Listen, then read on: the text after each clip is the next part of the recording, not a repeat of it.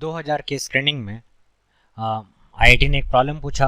A parallel plate capacitor of area A, plate separation D and a capacitance C is filled with 3 different dielectric materials having dielectric constants K1, K2 and K3 as shown. If a single dielectric material is to be used to have the same capacitance C, this dielectric then its dielectric constant K is given by, तो ये कह रहा है कि एक dielectric constant K1, K2, K3 मिला करके इन्होंने कैपेसिटेंस C बनाया है।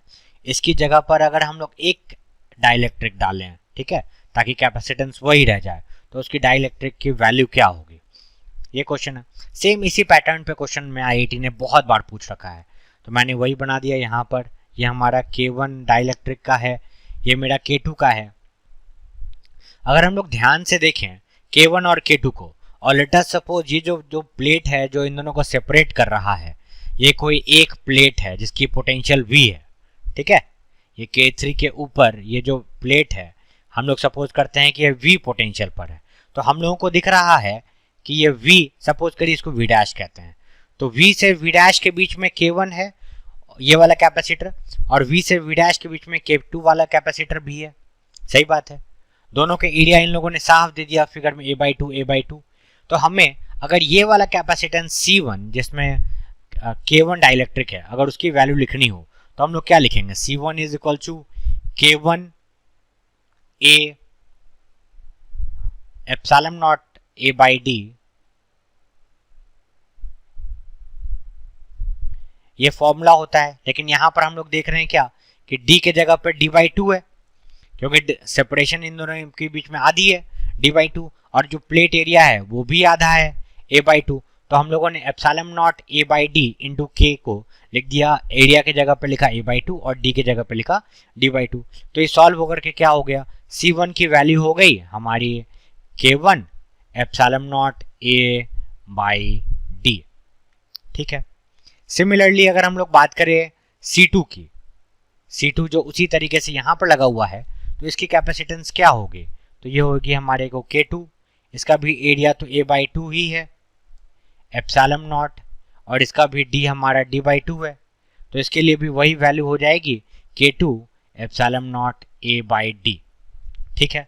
अब हमें क्या दिख रहा है, अच्छा ये C3 के लिए भी बात कर लेते हैं। अगर ये हमारा एक तीसरा कैपेसिटर है C3, तो इसका कैपेसिटेंस क्या होगा, तो C3 will be equal to K3, लेकिन इसका एरिया तो टोटल प्लेट एरिया A है, A/2 मिला करके A हो गया, तो A एप्सिलॉन नॉट, लेकिन इसकी जगह पर जब हम लोगों ने D की बात करी है तो ये भी हो गया 2/D।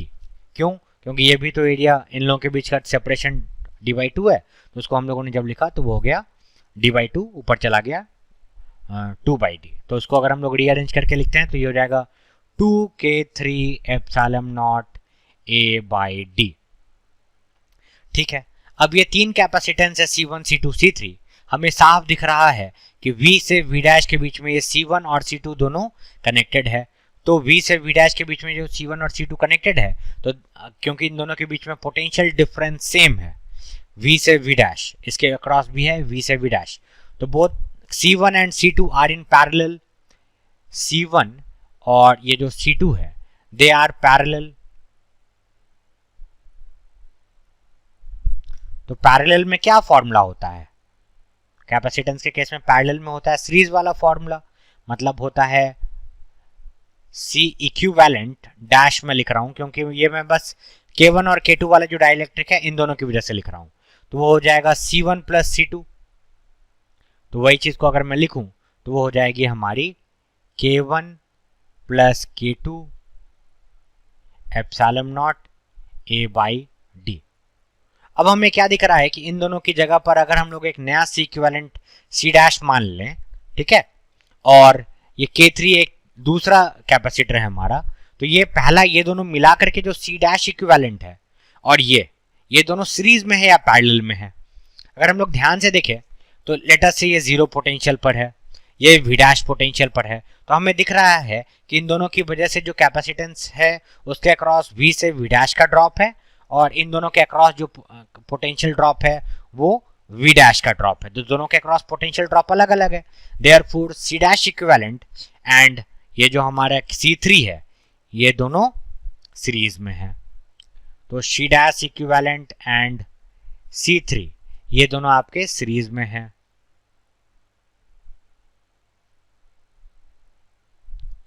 ठीक है, तो अब हम लोग जरा से इनको सॉल्व करके देखते हैं। हमें पता है कि सीरीज में क्या होता है, दोनों का इक्विवेलेंस ऐड अप हो जाता है। तो अगर हम लोग देखें तो C डैश इक्विवेलेंट को मैं यहाँ पे लिख रहा हूँ फिर से, C dash equivalent is equal to K1 plus K2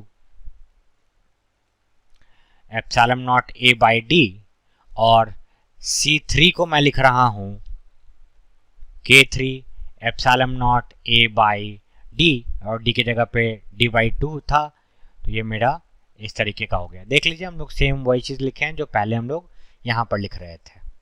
C3 जो यहाँ पर है उसी चीज़ को कॉपी किया, 2K3 epsilon naught A by D, और इन दोनों का समेशन जो है उसी दोनों को हमने कॉपी कर दिया है यहाँ पे। ठीक है, तो अगर ये दोनों हमारे सीरीज में है तो सीरीज में तो फॉर्मूला उल्टा होकर ऐड अप होता है। मतलब है कि 1/C इक्विवेलेंट इन दोनों की बजाय, मतलब C डैश इक्विवेलेंट और C3 की जगह अगर मैं एक कैपेसिटर यूज करूं जिसका इक्विवेलेंस होगा C इक्विवेलेंट, तो उसका इक्विवेलेंट क्या होगा, तो ये हो जाएगा 1/C dash equivalent plus 1/C3। इसकी अगर हम लोग वैल्यू देखें तो ये क्या हो जाएगी, ये हो जाएगी D by epsilon naught A, और डिनोमिनेटर में हमारा हो गया K1 प्लस K2,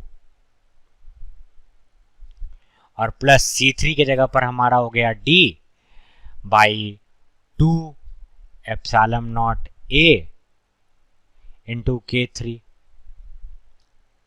अगर इस पर्टिकुलर न्यूमेरिकल में अगर हम लोग यहाँ पर epsilon naught A by D को अगर हम लोग बाहर निकाल लें तो 1/C डैश इक्विवेलेंट की वैल्यू आ गई D by epsilon naught A, और ये आ गया मेरा 1/K1 प्लस K2 और प्लस 1/2K3।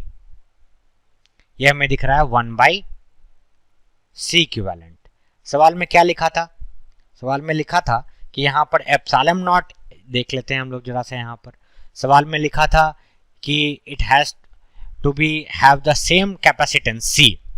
ठीक है, तो अगर एक कैपेसिटेंस C की हम लोग बात करें तो epsilon naught A by D को तो हम लोग C बोल देंगे। यहाँ पर इसको रिप्लेस करके अगर हम लोग एक कैपेसिटेंस बनाए C, तो उसका इक्विवेलेंट कैपेसिटेंस तो हो जाएगा, ये हमारा हो जाएगा epsilon naught A by D, जिसको मैं लिख सकता हूँ, क्योंकि मैं ऑप्शंस भी एक बार देख रहा हूँ, यहाँ पर K की वैल्यू पूछ रहे हैं इस तरीके से। तो अगर मैं इसको लिखूं 1/K टाइम्स बेसिकली C, और इसको मैं लिख दूं epsilon naught A by D को मैं अगर C लिख दूं तो ये मेरी वैल्यू हो गई 1/K1 प्लस K2 और प्लस 1/2K3। यहां से हम लोगों को सॉल्व करके आ गया 1/K is equals to 1/K1 plus K2 और प्लस 1/2K3। लग सकता है आपको कि ये बड़ा कैलकुलेशन है, मैंने थोड़ा एक्सप्लेन करने में ये कैलकुलेशन में भी आपको बड़ा लग सकता हो, बट अदरवाइज इस क्वेश्चन में कोई बहुत ज़्यादा दम नहीं है। यहाँ पर हम लोग को साफ दिख रहा है कि ऑप्शन नंबर बी जो हमारा फाइनल रिजल्ट आ रहा है वो उससे मैच कर रहा है, K1 plus K2 plus 2K3 से हमारा ये ऑप्शन नंबर बी मैच कर रहा है, तो here B would be the correct answer. ठीक है, लग सकता है ऐसा कि 2 मार्क्स के लिए तो ज़्यादा है, क्योंकि स्क्रीनिंग के लिए तो थोड़ा सा एडिशन यहाँ पे करवाना पड़ा, बट क्वेश्चन में कुछ बहुत ज़्यादा मतलब डिफ़िकल्टी लेवल था नहीं। कोई बच्चा बेसिकली इतना तो जानता ही है। इसमें कॉन्सेप्ट क्या है समझने वाला, वो हम लोग एक बार फिर से देख लेते हैं कि देखिए ध्यान से, ये इस पर कई बार IIT रिपीट करेगा। ठीक है, तो ध्यान से देखिएगा ये चीज़ कि K1 और K2 जो है ना, ये दोनों सीरीज में है, क्योंकि ये दोनों सेम पोटेंशियल डिफरेंस के अक्रॉस है, V से V डैश, और इसके अक्रॉस जो हम लोगों ने C डैश इक्विवेलेंट माना वो और K3 जो है वो लोग सीरीज में है, क्योंकि एक के अक्रॉस है V, V डैश और 0, तो अलग अलग पोटेंशियल डिफरेंस हो गया, इसीलिए हम लोग सीरीज पैरेलल बस समझ रहे हैं यहाँ पर। ठीक है, इस तरीके से मिलता है आपको 2 marks. Thank you very much.